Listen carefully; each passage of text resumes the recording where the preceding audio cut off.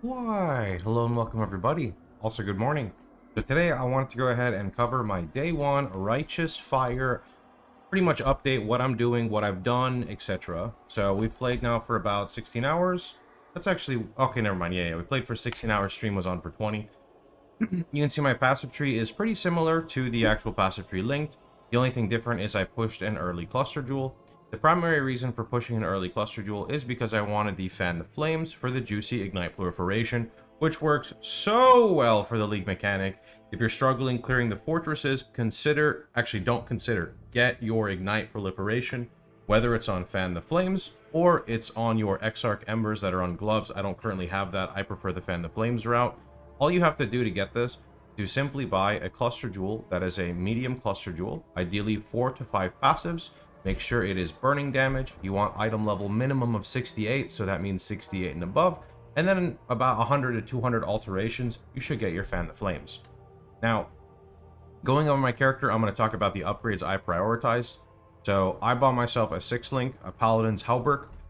Paladin's Hauberk is like pretty high up there on the armor bases of the armor energy shield.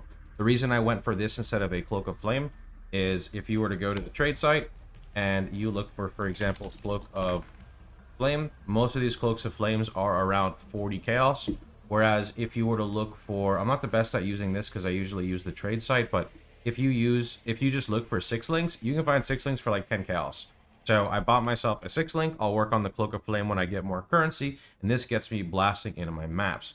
Now you'll notice I have a new ring on the right. I don't really recommend this right now. These are the new rings that can roll, for example, in this instance, maximum fire res. Whereas they're really nice, neglecting your chaos res is going to cause you to die repeatedly, especially in maps with bonus chaos damage. So this is something I might look into later, but right now I would rather just get my standard like my standard build set up with my chaos res cap. Now, talking about cheaper items, Immortal Flesh is a really good pickup. You can get Immortal Flesh in the campaign when you're around level 50. It is not expensive at all. I'd say look for like an average one, so like maybe 280 life with not too bad on the minus res. Don't go crazy. You're not supposed to spend a lot of currency on this stuff, right? It's just little basic stuff. Now, going over the rest of my gear, I want to go ahead and talk about the league mechanic a little bit, and I can show you what I've been doing with it. A lot of people are asking for a guide, and it's a little tricky to make a guide because your tree changes based off of the gear you're trying to print, right? So an example right now, I am trying to print boots that are armor based with movement speed, life, and chaos resistance. So I'm going to show an example and see if that hits. Movement speed, life, chaos resistance, and then any bonus regeneration modifiers are welcome. So I'm just going to go ahead, click this. Now, as you can see there, I did not hit a single pair of boots. Sometimes the league mechanic does this to you, even though we happen to have 5,000% increased chance for boots. Let's try that again real fast. Surely, roll the tape again. Here we go. Okay, here we go. So you can see there we got the Leviathan Greaves and we got the Titan Greaves. So I'm just going to yoink those and we're going to go look at them.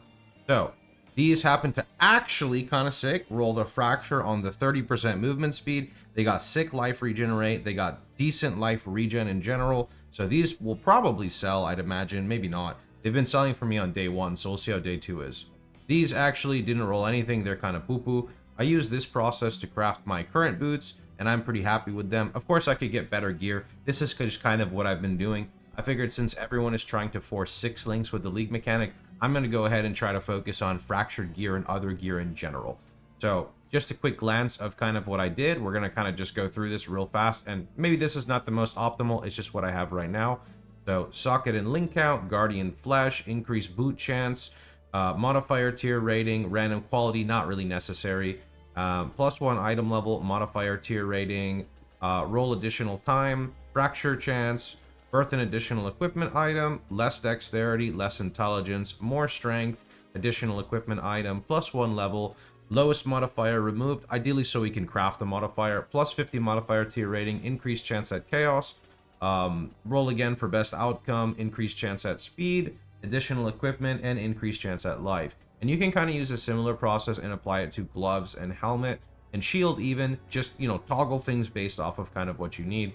The other ones, I'm not going to go too much into because that would be a whole video and that's kind of a lot. As for these and the rune graphs themselves, what I have been using on here is currently Call of the Pyre and Heart of Flame. TLDR, when I shield charge, I do these tornadoes. The tornadoes cover enemies in ash. Cover enemies in ash makes them take 20% increased damage from fire damage. And then the other one, basically whenever I throw a fire trap, I trigger this Heart of Flame, which gives me kind of like a molten shell. May not be the best. The primary reason I'm using these is because they also give the increased fire damage, if you look right there. Alright, so with that being said, I'm just going to go ahead and flash Faustus, go to the manage shop, open up the sales history, and you can kind of see that I have been selling gear. Gear is always very easy to sell on day one. There's a lot of random stuff. Pretty much all these rare gear, like a lot of the rare gear is the stuff that I printed with the League mechanic and kind of just went and sold. All right. I have dropped a I've dropped 2 divines from the League mechanic itself, and then we dropped, I dropped a Dissolution of Flesh, sold that for a divine. Now, enough yapping, I'm going to go ahead and jump right on into a park map. It's a tier 16, so you guys can see how we go. Do note, my single target is still F out of 10. I don't have my Elder Helm yet. That will be something that I'm going to go ahead and do today. That will quite literally double our single target. Speaking of doubling our single target, I went ahead and experimented for the class. I actually already unlocked the Breach Bloodline. This boss fight took me close to 12 minutes. I would not recommend doing it without an Elder Helm. It was an extremely long fight. I had to fight Tool and I think Esh, and it was something, all right. So here is actually a fortress, so I guess this is a nice showcase for you guys. Here's a tier 16 fortress.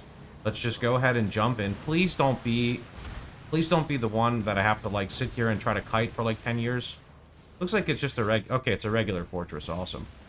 So I don't know what you're supposed to do here. I'm basically just gonna run around and click each one of these chests, and then after I've hit all the chests, I'm gonna go ahead and go to the middle and just activate it. And I don't know that that's what you're supposed to do. Now I don't know how much damage I'm gonna take, considering this is a tier 16 one, and I don't have my physical mitigation set up yet. So we'll have to see. As for the survivability, I don't remember if I said this. I had to retake my video because my cat was yapping at me. My shield is a Shaper Life Gain on Block shield. Shaper Life Gain on Block is in the POV. You can see it in the level 90 section. This setup makes you feel a lot tankier, especially against the swarmy League mechanics, such as this. The Shaper Life Gain on Block synergizes super well with having a high life pool. Speaking of having a high life pool, there is this beautiful jewel, the Foulborn Red Dream, which we were looking at before the League went live and assumed it was going to be broken expensive. I bought mine for 3 Chaos Orbs. Now, the issue is that the Foulborn Red Dream was nerfed a little bit, and it's only like a couple of Chaos, but the tattoos for fire resistance are extremely expensive. I plan on putting it right here and tattooing all of the strength nodes for fire res, but we're not at that point yet, so I might have to go do some shipments to try to get some tattoos.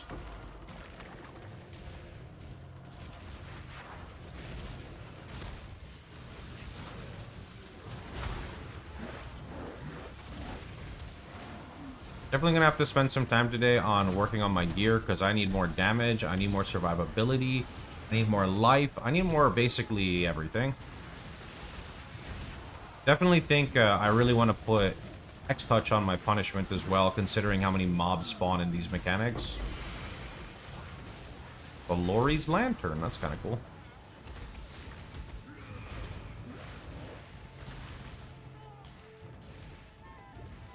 My Atlas has been essentially very similar to my day 1 Atlases.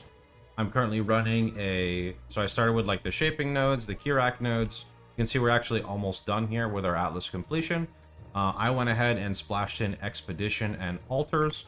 So that's kind of another money-making thing I'm doing on the side.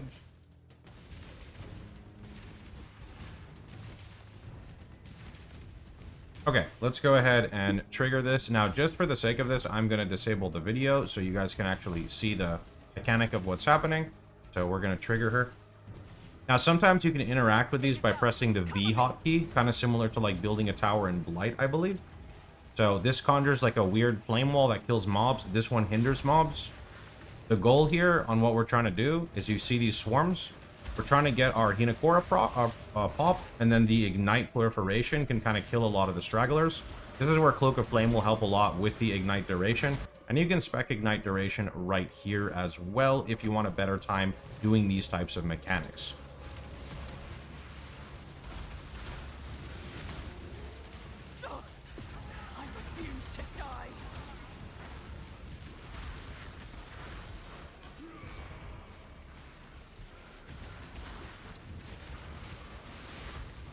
Looks like that one is a heal.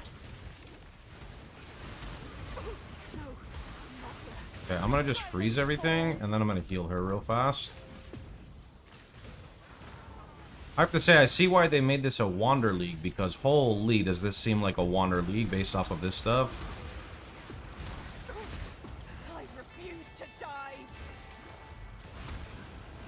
Let's see you get through this. Okay, tapping some flame walls. I don't know what the heck's happening here. I think she's actually just gonna die. Okay, let's freeze everything real fast. The mobs are just so swarmy, like, I don't know what the heck I'm supposed to do here. The other ones I did just fine, but I guess the tier 16, I don't know. We'll figure it out. It sucks, though, because I don't think this is even like it's not like a ZDPS or an RF problem. I think it's more of just like a being melee problem. But yeah, like I said, I've done most of those I have actually successfully completed. It's like a haste map. Okay, it might actually be because of this. This might actually be the reason, because of the Giga Haste. This may have been what's pushing them into kind of being crazy. I'm not, like, fully sure, sadly, but yeah. It seemed like unless I was playing a ranged build, there's no way I'm clearing that. Maybe I'm just cooked, though.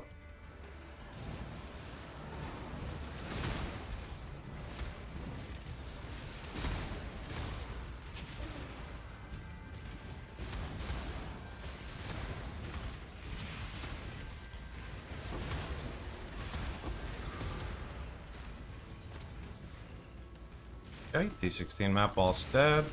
And then we should have a nice, juicy expedition here somewhere. So I'm going to go look for that. It is, in fact, right here. Perfect. Alright, so here's what we're going to do. We're just going to run right into the middle here. Drop this juicy thing right there. Take a look-see. Looks runnable to me. Click detonate. Drop a TP. Come back in. Now I'm going to roll all my flasks. And I'm going to try to fish for a kaboom boom at the same time and hope I don't die. So here we go. Okay, there's our kaboom. And the expedition has pretty much been cleared. Now we loot. I'm currently on a custom filter right now. Oh, never mind. Can't show it or I'm going to die.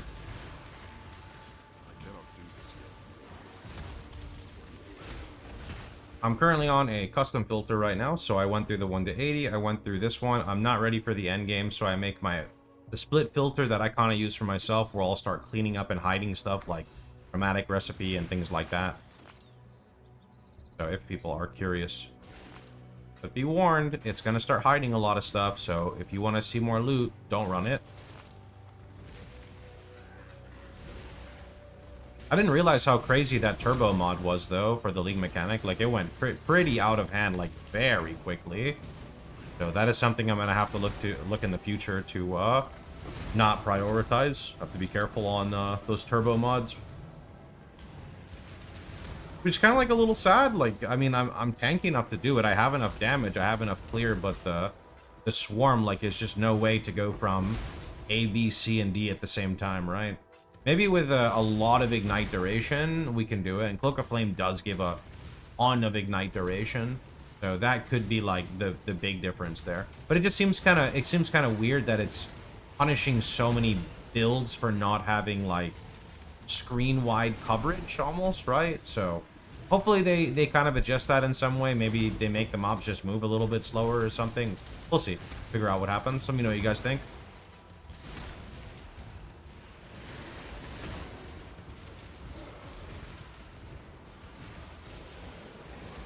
Alright, that is pretty much it for this map.